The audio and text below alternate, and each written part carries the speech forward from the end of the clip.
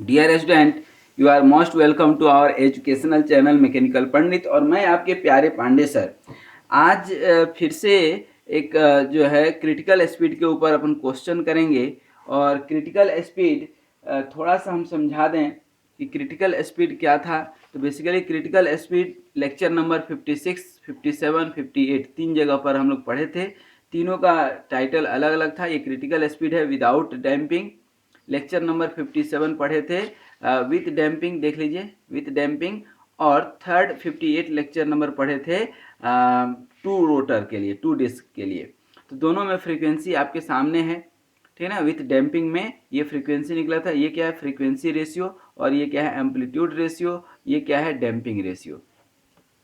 अब normal without damping में ये आपका फ्रीक्वेंसी रेशियो निकला था, ठीक है ना।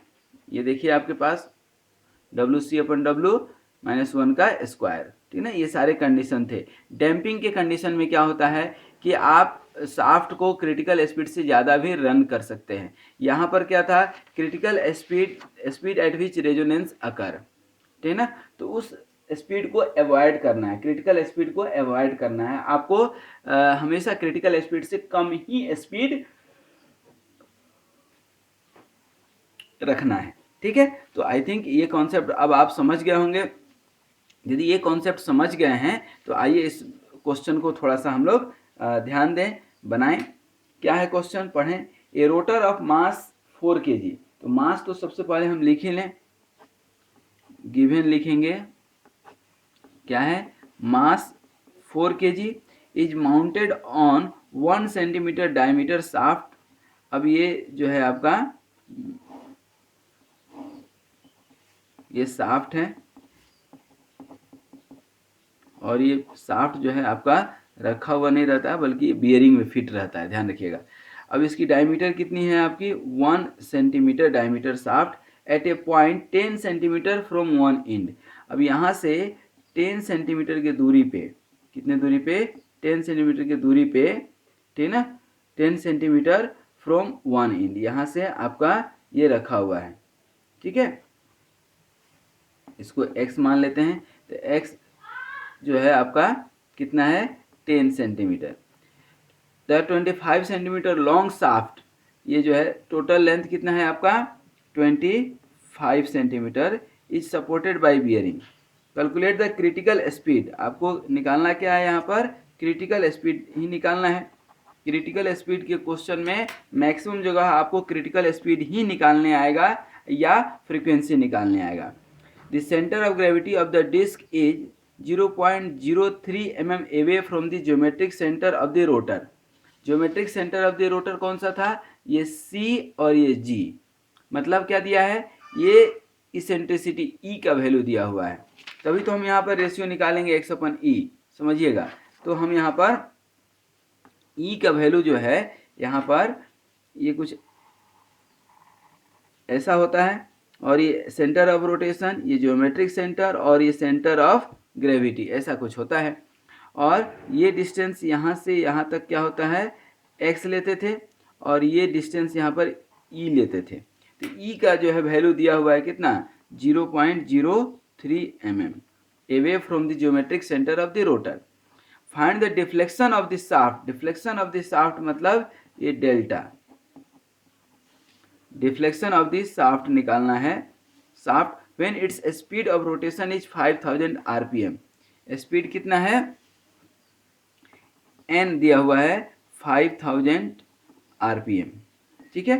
वो अपन भी बाद में निकाल लेंगे omega.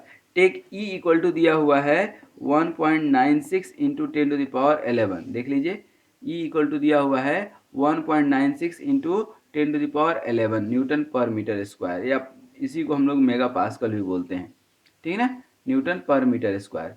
Find the critical speed when the rotor is mounted midway on the shaft. अच्छा, इस क्वेश्चन में एक चीज़ और दे दिया है कि अभी तो ये 10 सेंटीमीटर इधर है और जब बीच में है तो क्या होगा। देखिए आपको याद होगा कि जो हम डेराइवेशन किए थे वो डेराइवेशन ये एज्यूम करके किए थे कि हम बीच में रोटर को रखे हैं। कहाँ रखे हैं? बीच में रोटर को रखे हैं। अच्छा, पहला चीज़। दूसरा चीज़, एक चीज़ और यहाँ पर समझना बहुत ज़रूरी है कि जो आपका शाफ्ट है, तो शाफ्ट के ऊपर क्या है बेटा? रोटर है। अब ये शाफ्ट क्या है, ऐसे है ना।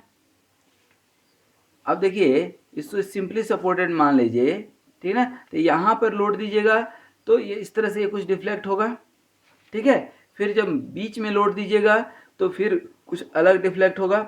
यहाँ से इसका डिफ्लेक्शन क्या हो जाएगा, डेल्टा, और यहाँ पर इसका क्या डिफ्लेक्शन होगा, डेल्टा है 10 सेंटीमीटर एवे दिया है ना, क्वेश्चन में क्या दिया है, डेल्टा। तो दोनों जगह के लिए डेल्टा अलग अलग निकलेगा, और किस फॉर्मूला से निकलेगा अब ये ध्यान देना है। तो ये निकलेगा आपको डिफ्लेक्शन ऑफ बीम से। किससे निकलेगा, डिफ्लेक्शन ऑफ बीम से। कहाँ से निकलेगा, डिफ्लेक्शन ऑफ बीम से, ठीक है। तो यहाँ पर जैसा कि हमने अभी आपको बताया, ठीक है ना, क्या बताए कि आपका जो है ये डिस्टेंस कितना दिया है, ध्यान दीजिएगा 10 सेंटीमीटर। टोटल लेंथ कितना दिया है, 25 सेंटीमीटर दिया है कि नहीं। तो ये 10 सेंटीमीटर दिया है, तो ये इधर से कितना डिस्टेंस बचेगा, ध्यान दीजिए 10 सेंटीमीटर निकल गया तो कितना बचेगा, 15 सेंटीमीटर। और सेंटीमीटर में दिया है, मीटर में कन्वर्ट करेंगे तो ध्यान दीजिएगा क्या निकलेगा, मीटर में क्या निकलेगा, ये 0.15 सेंटीमीटर। तो थोड़ा सा एक एक करके हम इसको निकालते भी जाएं, ठीक है। ध्यान दीजिएगा मास कितना दिया हुआ था, मास कितना दिया है 4 kg।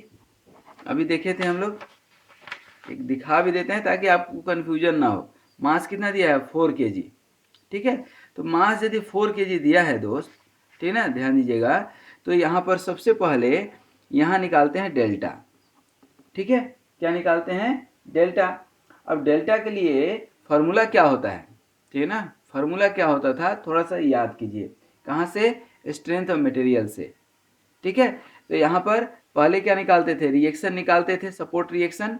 उसके बाद बेंडिंग मोमेंट निकालते थे, और बेंडिंग मोमेंट को आप क्या करते थे, equate to 0 for the equilibrium condition, और उसी से आपका डेल्टा निकल करके आता था। तो ये डेल्टा जो निकल करके आता था, ये ध्यान दीजिएगा W, ठीक है ना, और ये W इंटू बी एक्स आता था। बी एक्स क्या है अभी हम बता देते हैं, और 6EI L into L square minus x square और माइनस बी स्क्वायर। बोलिएगा सर बी क्या है, यहाँ पर अभी हम वैल्यू रखते जाते हैं। पहले तो डब्लू समझिए, तो डब्लू क्या हो गया, यहाँ पर जो वेट लगा आपका, वेट कितना लग रहा है 4 इंटू वेट कितना होगा बताइए, वेट इक्वल टू क्या होता है mg, यही होता है ना, वेट इक्वल टू mg। तो 4 इंटू 9.8, ये लगभग 10 मान लेते हैं तो कितना हो जाएगा आपका 40 हो जाएगा कि नहीं। तो अब हम 40 रख दें पहले, तो 40। बी क्या होता है, बी ये होता है 15, मतलब टोटल लेंथ माइनस जो लेंथ दिया हुआ है, ठीक है ना। तो ये कितना हो जाएगा 15x मतलब 0.15, और x क्या है, ये जो x हम माने थे ये वाली, तो 10 सेंटीमीटर, तो 0.1 सेंटीमीटर अपन 6। ई का वैल्यू दिया हुआ था कुछ, कितना दिया हुआ है, क्वेश्चन देखिए 1.96 into 10 to the power 11, 1.96 into 10 to the power 11 into I. I क्या होता था, मोमेंट ऑफ इनर्शिया। आई क्या होता था, moment of inertia. Moment of inertia of the rod कितना होगा, π/64 into D to the power 4। D दिया हुआ था कुछ, डायमीटर 1 सेंटीमीटर, तो 0.01 मीटर में आ जाएगा टू द पावर 4। और एल, एल क्या है, टोटल लेंथ। टोटल लेंथ कितना दिया हुआ है 25 सेंटीमीटर, तो क्या हो जाएगा 0.25 इंटू एल स्क्वायर, मतलब क्या 25 का स्क्वायर 0.25 स्क्वायर, माइनस एक्स कितना दिया है 0.1 का स्क्वायर, माइनस बी कितना है 0.15 का स्क्वायर। इतना सारा चीज़ दिया हुआ है। एक्स क्या था आपका, इधर से कितना लेंथ है, और बी क्या है, जब इधर का लेंथ निकालेंगे तो इधर का भी तो कुछ बचेगा, तो ये वाला। तो ये अब आप पूरा सॉल्व करेंगे, ये फार्मूला ध्यान दीजिए। बी क्या हो गया 0.15, एक्स क्या हो गया 0.1, एल क्या हो गया 0.25, 0.15 सॉरी 0.1, 0.15। ई का वैल्यू दिया हुआ है, I moment of inertia π/64 D to the power 4, और एल मतलब टोटल लेंथ। इसको जब सॉल्व करेंगे तो that you will find here delta equal to, यहाँ पर आपका डेल्टा निकल करके आएगा 1.2 इंटू 10⁻⁻⁴ मीटर, ये डेल्टा निकल करके आ गया। अब डेल्टा निकल करके आ गया तो अब आपका क्रिटिकल स्पीड निकल जाएगा, ठीक ना। अब यहाँ पर डेल्टा से क्या होता था, क्रिटिकल स्पीड डब्ल्यू सी क्या होता था, square root G by delta, याद कीजिए क्या होता था, जी बाई डेल्टा। तो स्क्वायर रूट जी कितना है 9.8 अपन डेल्टा कितना निकला 1.2 इंटू 10⁻⁻⁴, ठीक है ना। दैट मीन्स कि ये निकला 2701 आरपीएम, ठीक है। तो यहाँ पर आपका निकल गया पहला WC 2701 आरपीएम निकला, ठीक ना। एट ये कितना, एट 10 सेंटीमीटर, ठीक ना, at 10 centimetre from one end, ठीक ना, ठीक ना। व्हेन ऐसे लिख देते हैं, when rotor is at 10 centimetre from one end, एक एंड से 10 सेंटीमीटर पे है, तब जो है आपका आरपीएम ये निकला था और डेल्टा कितना निकल गया था आपका 1.2 इंटू 10⁻⁻⁴ मीटर। डेल्टा मतलब यहाँ पर डिफ्लेक्शन, ठीक है। और यहाँ पर ये निकल गया 2701 आरपीएम। अब इसी क्वेश्चन में एक दूसरा पार्ट भी दिया है, क्या दिया है दूसरा पार्ट, कि जब मिड पॉइंट पर आप रखते हैं इसको, सॉरी वाइब्रेशन भी तो निकालना है, ठीक है। तो इसका नेचुरल जो है स्पीड निकालने हम, नेचुरल स्पीड भी आपको दिया हुआ है, ये 5000 RPM. Find the deflection of the shaft, अच्छा एक तो geometric centre of the rotor दिया है, deflection of when its speed of rotation दिया हुआ है, तो ये भी थोड़ा सा निकाल लें।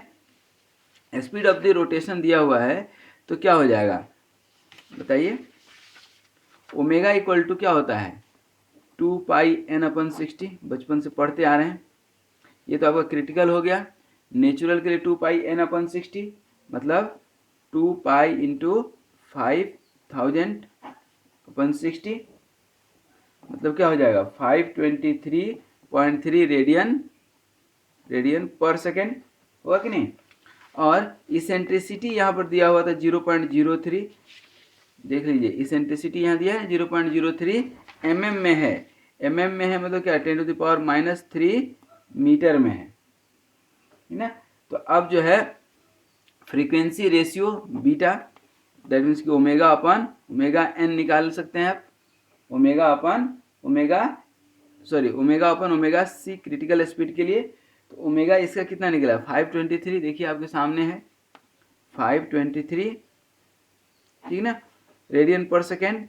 और यहाँ पे ओमेगा सी, ठीक ना, यहाँ पर ओमेगा सी, तो ये तो आरपीएम में निकाले आप, इसको डायरेक्ट आप जब निकालेंगे तो ये कितना आ जाएगा, ये आपका 287 जाएगा, ध्यान रखिएगा 287, और इसको जब आरपीएम में कन्वर्ट करेंगे तो ये 2701 जाएगा, तो 287, इसको आप सॉल्व करेंगे तो that you will find here approximately आपका आएगा 1.73 आएगा, ठीक ना, कितना आएगा 1.73, ठीक है। तो अब एम्पलीट्यूड रेशियो निकाल सकते हैं। एम्पलीट्यूड रेशियो का फॉर्मूला यहाँ पर है आपके पास, क्रिटिकल स्पीड पढ़ाए थे तो यही है ना formula, x/e equal to 1/WC/W -1। तो अब इसी को हम यहाँ पर पुट कर दें, x/e इक्वल टू 1/WC/W -1, ये स्क्वायर हो जाएगा। x का निकालना ही है हमें, x तो निकालना है, और e का वैल्यू कितना दिया है 0.03, e का वैल्यू 0.03 इंटू 10⁻³ कर दीजिए, नहीं भी करेंगे तो mm में आ जाएगा, equal to 1/WC/W, that means कि ये W/WC निकाल लिए हैं, तो ये 1/1.73 का स्क्वायर -1, ठीक ना। और इस तरह से आप x जब निकालेंगे, ठीक ना, यहाँ पर x आपका 0.042 mm निकल करके आ जाएगा, ठीक ना। एक चीज़ यहाँ पर ध्यान दीजिए, x कितना निकल करके आ गया 0.042 mm, ठीक है। Basically this is the amplitude of the vibration, this is the amplitude of the vibration, ठीक है। यहाँ तक कोई डाउट? तो यहाँ पर एम्पलीट्यूड ऑफ द वाइब्रेशन निकल गया। अब एक चीज़ और पूछता है, ठीक है ना, एक चीज़ और क्या पूछ रहा है कि जब शाफ्ट आपका ये रोटर जो है मिड पॉइंट पे हो, जब ये आपका रोटर जो है मिड पॉइंट पे हो, तब क्या होगा क्रिटिकल स्पीड। क्रिटिकल स्पीड का तो फॉर्मूला आप बचपन से पढ़ते आ रहे हैं, बचपन से, मतलब डब्ल्यू सी इक्वल टू क्या होता है, जी बाई डेल्टा। तो डेल्टा तो निकाल लें हम पहले, तो डेल्टा इक्वल टू क्या होगा। अब यहाँ पर ध्यान दीजिए कि जब मिड पे, तो अब मिड पॉइंट पे डिफ्लेक्शन ऑफ द शाफ्ट क्या होता था, ये स्ट्रेंथ ऑफ मटेरियल के फॉर्मूला से निकल जाएगा। और अपने YouTube के जो प्लेलिस्ट में आप जाएंगे तो उसमें स्ट्रेंथ ऑफ मटेरियल का एक प्लेलिस्ट पड़ा हुआ है, जहाँ पर स्ट्रेंथ ऑफ मटेरियल का भी लगभग 200 से ऊपर क्वेश्चन है। उसमें डिफ्लेक्शन ऑफ बीम का हर तरह का, हर कंडीशन का क्वेश्चन जो है आपको मिल जाएगा। तो आप वहाँ जा करके देख सकते हैं। तो वहाँ जाएंगे और देखेंगे तो आपको मिड पॉइंट पे कोई भी शाफ्ट है, उसके मिड पॉइंट पे, जैसे ये सिंपली सपोर्टेड शाफ्ट है और इसके मिड पॉइंट पे आप लोड लगाएंगे, तो आपका जो डिफ्लेक्शन होगा delta, that will be W L Q upon 48 E I, 48 E I. W अभी आप निकाले थे कहीं पे, डब्लू का भाई बबलू, ये 4 kg दिया हुआ था, देखिए यहाँ पर 4 kg इंटू 9.8, लगभग 40 हम मान लिए थे, ये 40। और एल, ये टोटल लेंथ कितना है 25 सेंटीमीटर, मतलब 0.25 मीटर में आ जाएगा। क्यू अपन 48, ई का वैल्यू दिया हुआ है 1.96 इंटू 10⁻11 इंटू 10⁻11 ई आई का वैल्यू क्या होगा, पाई अपन 64 इंटू D⁴। डी कितना है 1 सेंटीमीटर, तो 1 सेंटीमीटर और 0.01 मीटर में आ जाएगा, और 2⁴।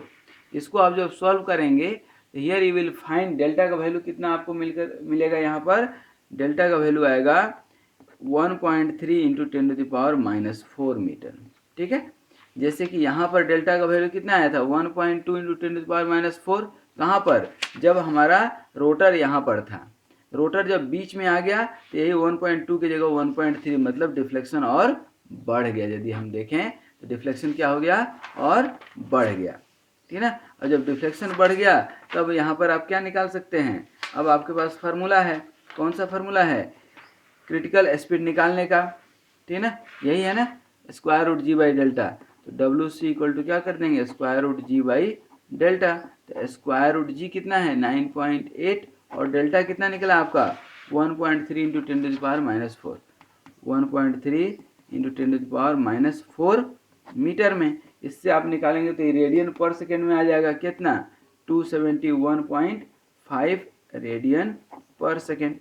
यदि आरपीएम पूछता है, यही क्या होता था 2πn/60, एन निकालेंगे तो W C into 60 by 2π। W C कितना है 271 इंटू 60/2 इंटू 3.14, ठीक है। तो ये आप निकालेंगे तो अप्रोक्सीमेटली ये आपका 2720 आरपीएम निकल करके आ जाएगा, ठीक है दोस्त। तो इस तरह से ये क्वेश्चन था, बहुत ही अच्छा क्वेश्चन था। इसमें आपने देखा कि किस तरह से कोई शाफ्ट है आपका, और यहाँ से जब ये 10 सेंटीमीटर पे आप रखे हैं लोड, यहाँ यदि लोड लगा रहे हैं तो यहाँ पर डेल्टा कितना निकल करके आया था आपका 1.2, और यही यदि आप बीच में रखते हैं, ठीक है ना, बीच में रखते हैं, तो जो यहाँ पर डेल्टा निकल करके आया था 1.3। ये थोड़ा सा समझने वाली बात है, यहाँ पर ये 1.3 और यहाँ पर थोड़ा सा कम, चीज़ वही है, ठीक है ना, लेकिन यहाँ पर ये फर्क डालता है। फिर यहाँ पर जब आप निकाले थे तो डब्ल्यू सी जो है निकल करके आया है 2720 आरपीएम, और यहाँ पर जो है डब्ल्यू सी कितना निकल कर आया था 27, मतलब यहाँ पर यदि आप रोटर रखते हैं तो स्पीड जो है ज़्यादा मिलेगा आपको, यहाँ पर रखते हैं तो स्पीड आपको थोड़ा सा कम मिलेगा, ठीक है। और फिर हमने जो है यहाँ पर एम्पलीट्यूड रेशियो भी निकाल दिया था, amplitude of the vibration 0.042 mm, ठीक है। तो आई थिंक कि आपका डिफ्लेक्शन निकल गया दोनों पॉइंट पे, WC भी निकल गया दोनों पॉइंट पे। WC का फॉर्मूला याद रखिए, square root G by delta, बार बार मैं बता रहा हूँ, कितना, स्क्वायर रूट WC कहीं भी निकालना हो square root G by delta. करना क्या है आपको, सिर्फ जो है डेल्टा निकाल लेना है, और ये डेल्टा हम बार बार बता रहे हैं कहाँ से निकलेगा, स्ट्रेंथ ऑफ मटेरियल के फार्मूला से निकलेगा, ठीक है ना। तो it is very necessary to remember all those formula for the deflection of beam from the strength of material. So thank you very much for watching this video, and I hope you have understood this concept, and you will do some more practice. competitive examination के लिए ये सब practice बहुत ज़रूरी है. Thank you very much for watching this video, and be healthy, happy and keep smiling. Thank you very much.